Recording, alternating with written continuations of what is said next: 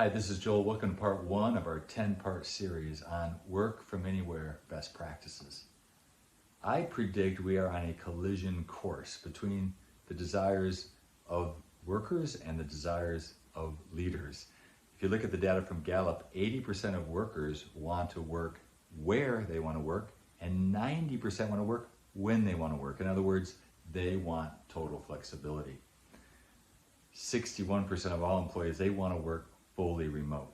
They don't want to go in the office at all. Yet, on the other side, the leaders, the C-suite specifically, 70% of C-suite executives want employees in the office, and nearly half want them in every day.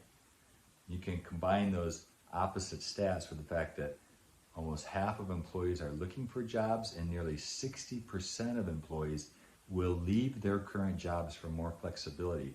Says that we have a collision course in front of us coming, and so as leaders we must work the work from anywhere culture to the best of our advantage. We must do a good job at it. So best practice number one is communicate. Sounds easy, but we all know how difficult it is to do.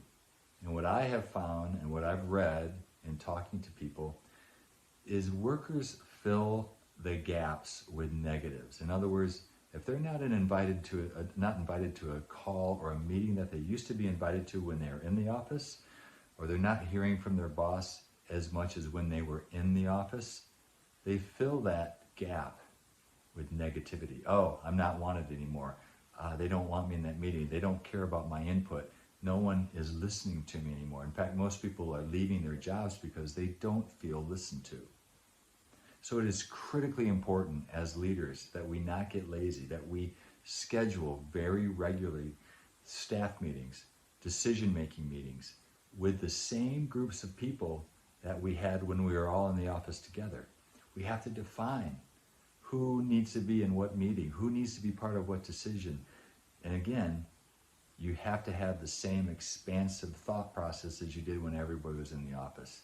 Don't change your decision-making process. Don't limit the people involved. And if you're uncomfortable having that many in a Zoom call, well, maybe break up the decision-making meetings, or film a smaller group, but still send it to the large group so they feel involved in the decision-making process. This is all really, really important. We cannot kind of fake our way through virtual meetings. We have to have them. We have to be disciplined. I also encourage you to ask people questions proactively.